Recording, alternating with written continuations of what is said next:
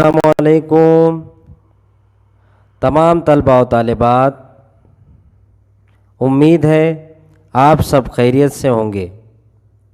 میں انیس الرحمن، جسے آپ انیس سر کے نام سے بھی جانتے ہیں، آج اردو کا ایک اہم ٹاپک تعریف ہم لے کر آئے ہیں کہ آپ کے ہر 8ویں 9ویں 10ویں کے اردو کے پیپر میں ایک الفاظ دے دیا جاتا ہے اور لکھا جاتا ہے کہ اس کی تعریف بیان کیجئے، یا پھر ایک نظم دے دی جاتی ہے، یہ نظم کس چیز کی ہے، اس کے اوپر ہیڈنگ دیجئے وغیرہ وغیرہ، ایسے کچھ آپ کے پاس سوالات آتے ہیں۔ تو آج ہم اس کے 2 سے 3 پارٹ بنائیں گے، ہر ایک میں 4 یا 3 تعریفات ہوں گے، تو آپ سنیے، ٹھیک ہے۔ اب اس کو شارٹ کٹ اس لیے بنایا جا رہا ہے تاکہ آپ کو ذہن میں رہے، یاد رہے، جب بھی آپ کے سامنے سوال آئے تو آپ اس کا آسانی سے جواب دے سکیں اور آپ کے پڑھنے میں آسانی ہو، اس لیے ہم کم سے کم تعریفات ایک ایک ویڈیو میں بنا رہے ہیں۔ چلیے شروع کرتے ہیں۔ سب سے پہلی ہے ہمارے پاس حمد۔ طلباء و طالبات، آپ جب بھی نظم کا حصہ شروع ہوتا ہوگا آپ کے سلیبس کا، تو آپ ہمیشہ پہلی نظم حمد ہی دیکھتے ہوں گے۔ تو طلباء و طالبات، آج ہم حمد کی تعریف دیکھیں گے۔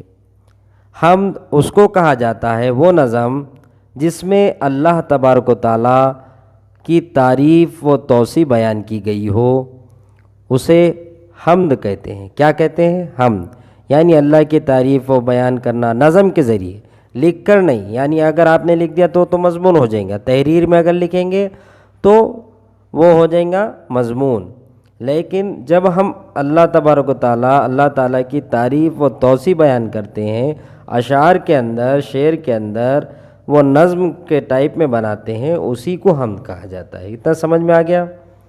اس کے بعد ہم دوسرا دیکھتے ہیں، نعت۔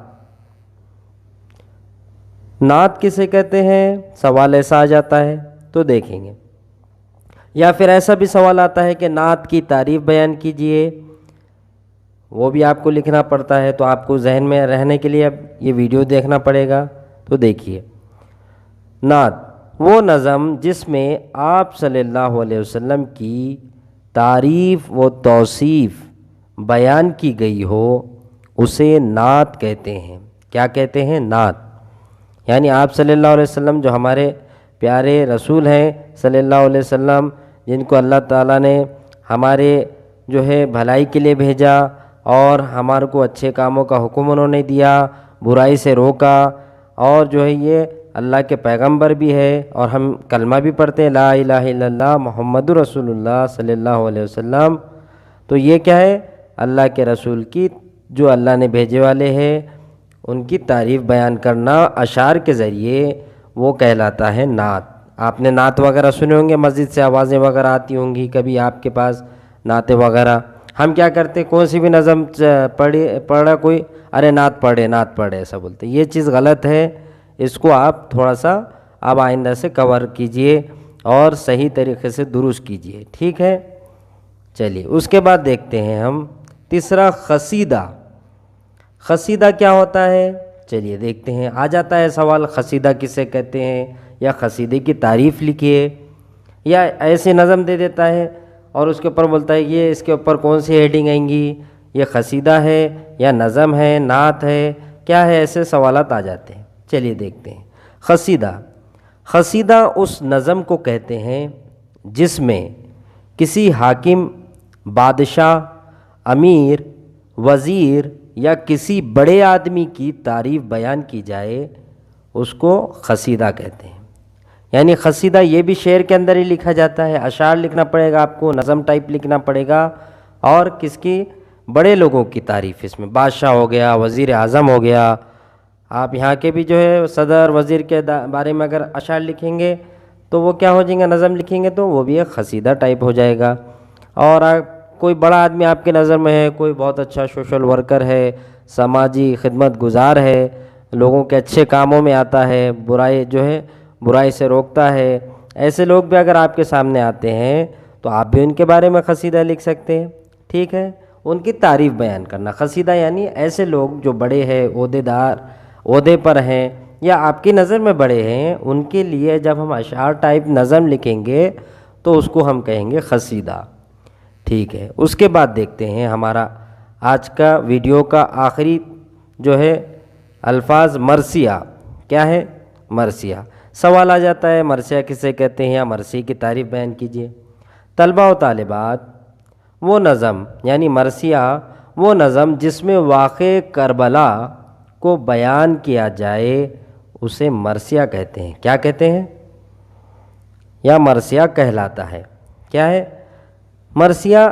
یعنی جو ہم قصہ سنے ہوں گے، جو حسین رضی اللہ تعالیٰ عنہ کو شہید کر دیا گیا، ایک جنگ ہوئی وغیرہ وغیرہ، یہ الگ ٹاپک ہے، لیکن حسین رضی اللہ تعالیٰ عنہ کے جو مطلب جنگ کے حالات، جو غم امت مسلمہ کو پہنچا، اس سے جو تکلیف پہنچی، وہ حالات کو بیان کرنا مرثیہ کہلاتا ہے۔ اب مرثیہ دو ٹائپ کا ہے، ایک ہے شخصی مرثیہ اور ایک ہے کربلائی مرثیہ۔ کربلائی یعنی تعریف میں ہی ہم نے پہلے کربلا کا دیکھ لی جو حسین رضی اللہ تعالیٰ عنہ کا ہے۔ اب شخصی مرثیہ کیا ہے؟ یعنی شخصی مرثیہ جو آپ کے قریبی ہے یا آپ کی نظر میں بہت اچھے تھے، اب یا پھر وہ گزر گئے یا جو ہے وہ تکلیف میں گزر رہے، ان کے لیے جب اگر ہم اشعار لکھیں گے تو وہ کیا ہوں گا؟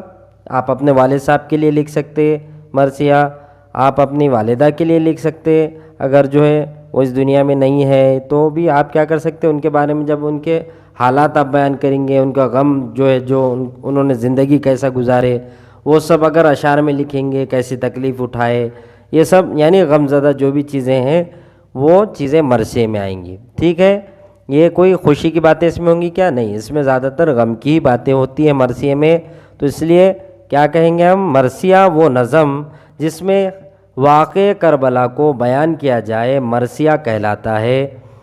اور اس کی دو قسمیں ہیں، ایک تو کربلائی مرثیہ جو حسین رضی اللہ تعالیٰ عنہ کے اوپر لکھا جاتا ہے، اور دوسرا شخصی مرثیہ جو آپ اپنے قریبی شخص کے بارے میں غم زدہ چیزیں وغیرہ جو بھی لکھیں گے اشعار کے ٹائپ، وہ ہو جائے گا مرثیہ۔ میں سمجھتا ہوں آج کے لیے اتنا کافی ہے۔